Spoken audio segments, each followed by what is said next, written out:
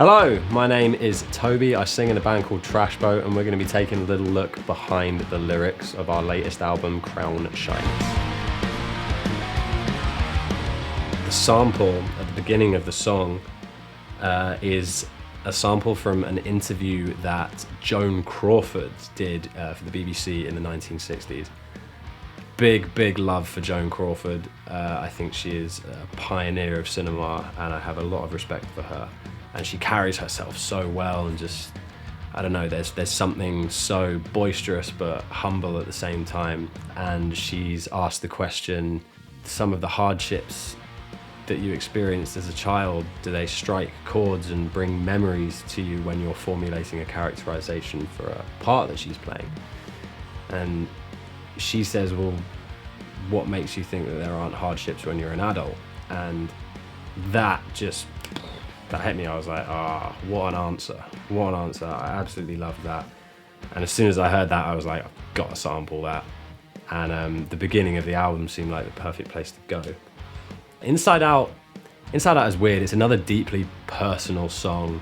It's not necessarily as challenging as Control Burn, but it's an investigation into my own inner monologue, I guess. And like with songs like this, I start with nothing and I don't really have any intentions or a direction, but the more I think about it, and then I'll think over and over about the same thing, and then all of a sudden, like, I'll find a way to poeticize a thought, if that's a word. Poeticize, I think that's a word, I don't know.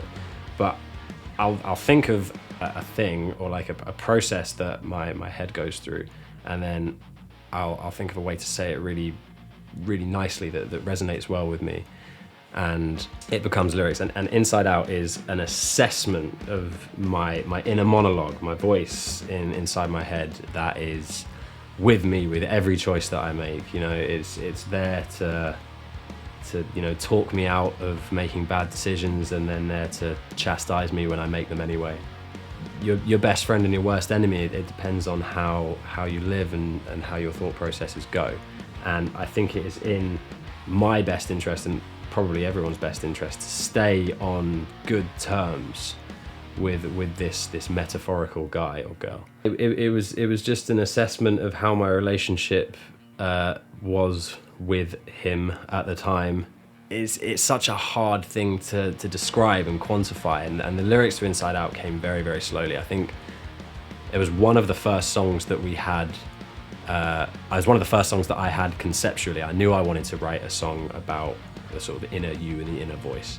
There's a sense of reclamation to the song, but I didn't want it to be aggressive. I didn't want it to seem like I was attacking myself, because at the end of the day, you want to make peace. You want to learn how to live cohesively with your thoughts, and that's the ultimate goal. I don't know if there's anything that I'll learn from this song. It was just an accounting at the time, and I feel like I could probably evolve on the concept in another song.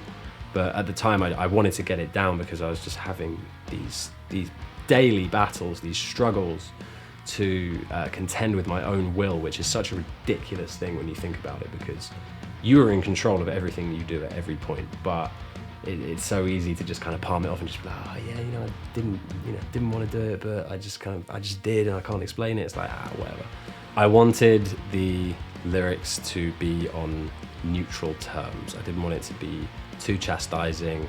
I just wanted it to be a diary, essentially, an accounting of my relationship with him at the time.